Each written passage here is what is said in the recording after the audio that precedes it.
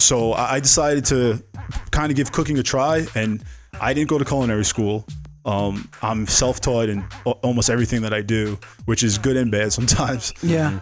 But I was on Craigslist and I was looking at job opportunities, and there was a job in Brooklyn called Jeet Jet. It's like Did You Eat Jet, but it's short. Oh god, that sounds super New York. Yeah, super Brooklyn. Yeah. So, and they were looking for a sous chef, and so I just went in one day. I had no experience working in the kitchen before that, and I said, "Hey, I'm looking for a job. Wow. I can cook." And they said, "Okay, we'll give you a shot." And so I trained with the head chef that night. And then they gave me the job, and like a week later, I was running the kitchen by myself at nighttime. So real quick, you say you became a sous chef, right? Yeah. What's the difference in responsibility from being like a head chef to a sous chef? So the kitchen structure is very military-like. Have you guys ever worked in kitchens? Or No, never. Okay, so if you ever see on TV, like you'll hear people say, like the head chef will be like, I need this, blah, blah, blah. And they'll say, heard, like, or yes, sir. Or like, it's very... Yeah, like yes, chef. Yeah, it's very like military style. I wonder why. Why is it that way? I don't know why. I don't know. It could be a European thing. Like, I really don't know. But... just food is that serious, man. I guess. Well, yeah. A lot of people, they're not even making that much money when you start in the kitchen. Right. And just the passion is what keeps you going, you know? But so yeah, a head chef is going to be the number one in order. He's in charge of making the menus, doing the ordering, and just keeping the structure, back of the house, front of the house, that connection. The sous chef is going to be underneath him, which is going to be like when the chef's not around, the sous chef is in charge. And then you have, your prep cooks, you have dishwashers, you have line cooks that work things like saute station, fry station, grill station. It's all structured. Like everybody needs to. If one guy's not doing his job on his station, it's going to mess up everybody's flow. And you can have some real issues because when it's crunch time, people, it's very, very tense and very high paced. So when somebody's messing up, like if the grill guy is making something wrong, like if he's temping meat wrong, like say somebody orders a medium rare steak and they send it out well done or medium, well, now that comes back, you got to remake that whole order. Everybody on that line has to redo their job that they contribute to. Wow. That makes sense. Yeah. So maybe that's why it's kind of like a military thing, because it is very... Yeah, it's kind of high stakes. Yeah. High stakes. That's a double entendre there. That's right. Because cooking. That's right.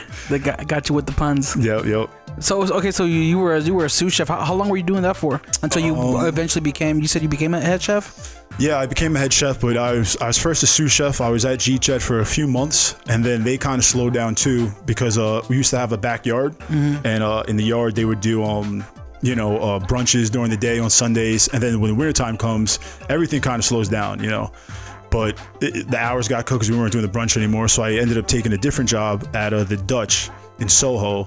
And it's a pretty funny story. I didn't last there that long. How come? Well, so I didn't get culinary training, so I wasn't the fine techniques and the things that you learn when you do a year in school. I didn't learn that.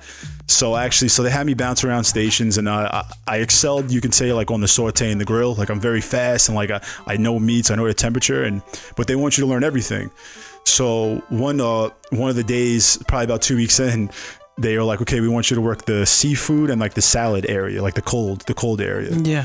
So I'm working it, and I'm learning things, and he's telling you as you go around, they tell you like to taste ingredients, like smell foods, taste ingredients, like touch things, get familiar with what you're working with. So I'm looking around, I see like these little cans, like these little tin cans.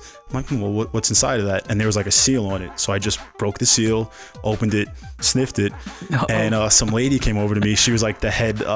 She was, the head of that little area, you can say. Department. Yeah. And she goes, what are you doing? And I was like, I'm just getting familiar with the ingredients. I'm just seeing what this is. And she's like, that's a $200 can of caviar. Oh, shit. And I was like, oh. She's like, yeah. Like, she got really mad. She called the head chef over, and he came over, and he was just like, what are you doing? I was like, well, you told me to get familiar with everything, so I didn't know that. And he was like, I'm sorry, this isn't going to work. That one mistake that I made, gone. Whoa. And I had some words for him. I had some words, and then because everybody in the restaurant stopped and was like watching. Yeah.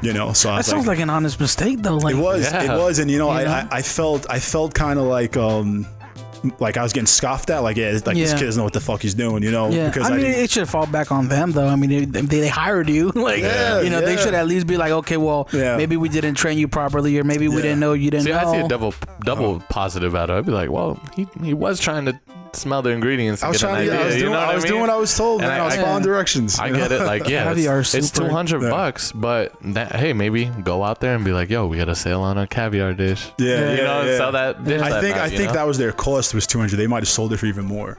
And it was, so they definitely sold it for 3 to 4 times that price. Yeah, and they were pissed. They canned me, and I was like, I had some words for the people on the way out because everybody was staring and like kind of like giving me the evil eye. Yeah. And I wasn't used to it. Now I know, like, if I were to go back in the kitchen and that were to happen, which it wouldn't happen, but I would understand, like, that's just the culture, it wasn't anything personal. But I took it personal at the time. Was there like a seal that said "Do not open"?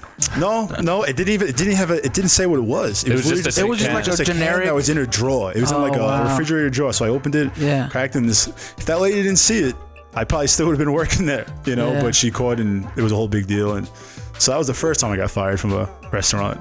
Yeah, and that don't even count though, because that's just weird. But you know what? That place, man. If you look that place up, it was colossal. It's in Soho in New York City, and they have like downstairs. They had like a private winery where people would have dinner parties, and it was just a huge. It was the biggest, fanciest restaurant I ever worked at, and I'm really grateful for that experience because it made me appreciate. Like you have to be on top of your shit. Yeah. And so that lasted pretty shortly. Did you ever get nervous though, just jumping into a lot of those gigs like that? Like just man. Or has cooking always been a thing since you've been young? Yeah, you know what I mean? I'm a pretty confident person, but I usually, I'll hesitate before I do things. I'll think about. Course. But when it comes to cooking, I'm just like, let's do this. Like, damn, that's crazy. I've always been like that with cooking, man.